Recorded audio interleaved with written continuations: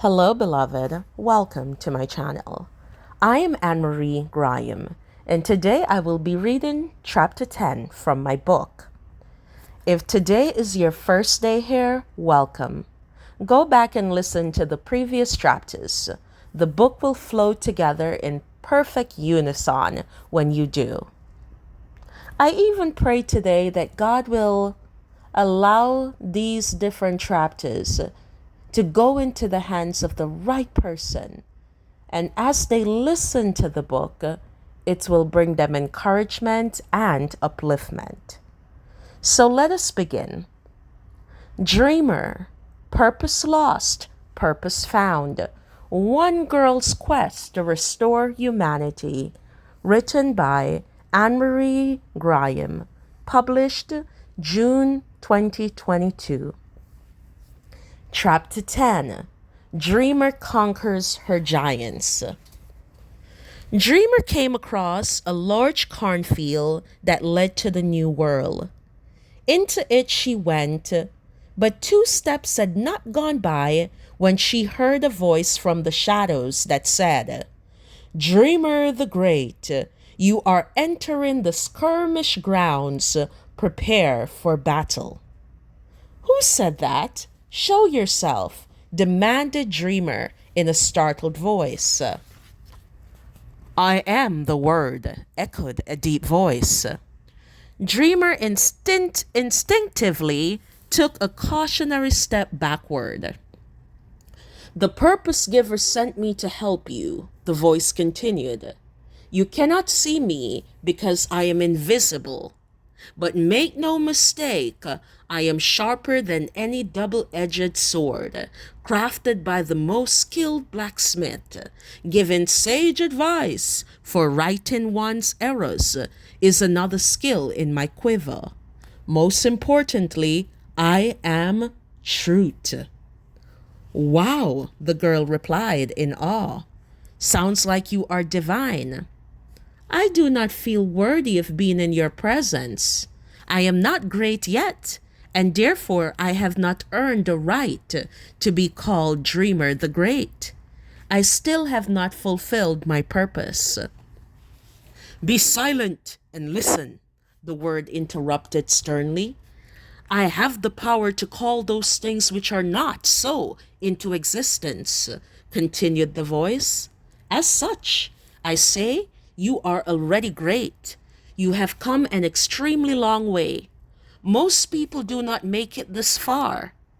As for the few that have made it thus far, many have given up because of the giants.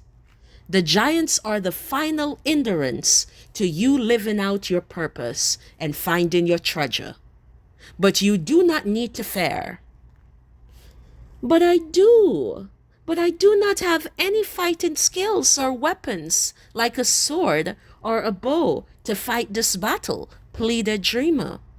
"I am still quite young, plus I am a woman."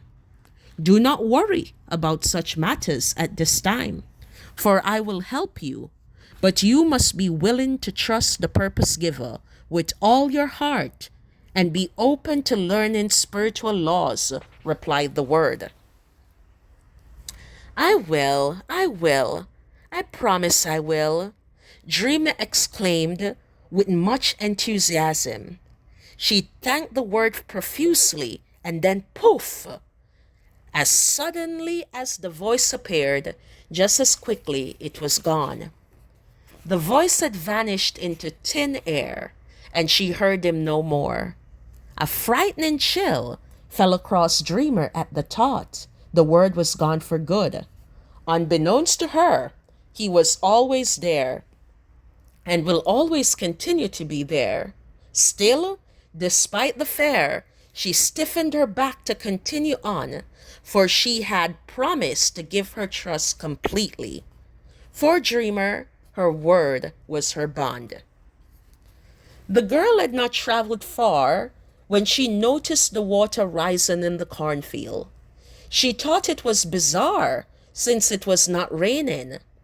100 yards further, the water level was at her ankles, and then another 100 more, It was up to her knees. The further she traversed the cornfield, the higher the water rose. Soon the water was above her waist, and that is when she stood up and encountered the wretched beast, the first giant she had ever seen. A shiver went down her spine. Dreamer was determined not to allow this to be a stumbling block in her way. She remembered the word had her back, so she walked towards the giant, even though it was completely blocking the path to her dream. As the girl got closer, the giant bellowed out, "Where do you think you are going, little nobody? You are unloved, unwanted, and you will never be good enough to pass by me." Dreamer recognized the name of the giant. He was the giant of abandonment. "Get out of my way," said the girl. "I need to get to my purpose." The giant of abandonment acted as if the girl did not exist. He did not respond or move from where he was. With a determined heart, Dreamer ran full speed at the giant and pushed him with enough force to topple the giant over. The giant scoffed at the effort. "Nice try, little nobody. I have a surprise for you." In an unexpected turn of events, she pushed Dreamer in an unexpected turn of events. She pushed through the decaying walls and now found herself inside the belly of the beast. The giant of abandonment had several rooms within himself that looked forsaken and sad. The first room had these words written all over the walls: "Abandoned by her father because she's an accident. Unplanned and unwanted." The girl quickly ran out of the room, hoping to exit the giant's belly, but instead she found herself in room number 2. Room number 2 had words on its walls as well. "She is an unwanted child, a cursed child, and no wonder her mother is cold and emotionally unavailable towards her." The girl began to sob uncontrollably, but she mustered some strength and pushed against a wall, hoping to find freedom. None was found. His belly was like an insanity maze of the mind. Instead, she found herself in yet another room. Written on the walls of this room were the words: "Deeply wounded, neglected, divorcee, scars, abuse, rejection, betrayal, shame, discrimination, not good enough." All this proved too much for Dreamer to handle emotionally. Her mind was spinning in circles. She threw herself upon the floor, in the corner of the room, to curl up in a ball like a little toddler. She cried out in anguish, "Help, help, purpose giver. I need you now. Help me defeat this giant in my path. It is hindering me from fulfilling my big dream." The purpose giver responded, "I gave you the word, remember? Use it. The word is within you, in your heart. Declare it out of your mouth. The word is the truth. Everything else is a lie." Dreamer stood up tall and wiped her tears. She exhaled with a mighty shout, "Giant of abandonment, hear me now. I reject you today in the name of the purpose giver.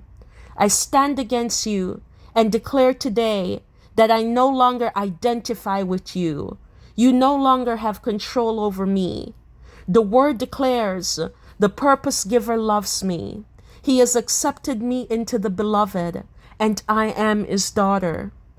With every truth the girl declared, a part of the giant would disappear. The roof was the first thing to vanish, then the windows. And lastly, the doors. The girl kept on declaring the truth about herself for 15 long hours. With each declaration, she found herself regaining her strength and resolve. When she finished, the girl placed her crown on her head with a queenly gesture and said, I am loved. And guess what? John loves me too. I am enough, and I will make it to the new world.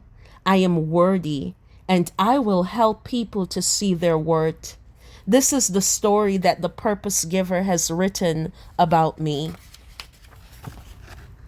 With those final words, a last agonizing shriek.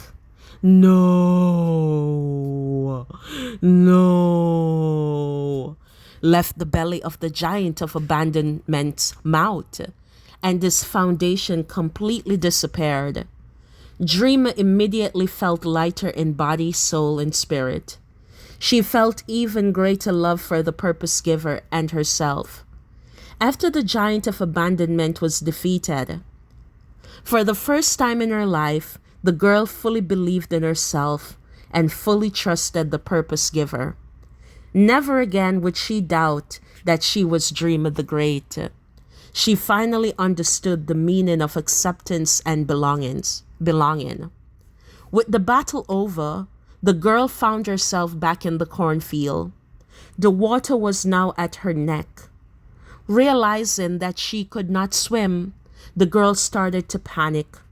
Her eyes became foggy as the fear of drowning began to overwhelm her. She looked behind for just a quick second, and to her surprise, there was a woman walking behind her with the word fate written on her forehead. Her fear disappeared when the girl saw fate and she regained her 2020 vision. She had such confidence knowing that the purpose giver would not abandon her. Before the waters could reach her lips, they began to recede. It slowly spiraled downward from her neck to her waist and then to her ankle, and eventually to the point where even the earth under her feet was completely dry. Dreamer now realized that she was at the end of the cornfield, and the cornfield was no longer green. The cornfield was now ripe and ready for harvesting. As the girl stood at the end of the cornfield, she realized that she was no longer a girl in her 20s, but she was now 30 years old. Up until this point, she was utterly oblivious to time, for abandonment is a thief of time. Dreamer had internalized her pain as a defense to cope with past childhood transgression. Being abandoned by her dad wasn't something she quite understood. An emotionally unavailable mother gave her existential wound that made her feel like she did not matter. Her former husband's rejection only compounded the matter. The pain from abandonment and rejection made her question her right to even exist. Typically, she was abandoned by the very people she loved and cared about the most. Fear of abandonment caused her to build a high wall to protect herself. In the end, instead of this wall being a protection for her, it became her poison. She was anointed but bitter, full of purpose but dying inside. Abandonment had taken away her humanity and robbed her of the joy of enjoying her youth. With the giant's defeat, she banished the thief of her youth for good. The imprint of abandonment in her soul was erased. Dreamer no longer felt unworthy or stuck. Change was on the horizon. As she looked in the direction of the west, she saw a beautiful city on a hill. It was the new world. Thank you guys for listening to chapter 10 from my book, Dreamer, Purpose Lost, Purpose Found, One Girl's Quest to Restore Humanity by Anne-Marie Graham. Sorry I was not too upbeat in this chapter. Hopefully I will be in chapter 11. And if not, I will be better in chapter 12 by God's grace. These chapters, they were very difficult chapters for me to write, but I did, and I thank God for that. So join me in a few minutes for chapter 11. If you're listening to this video, chapter 11 would have already been uploaded. Love you so much. God bless you. Thank you.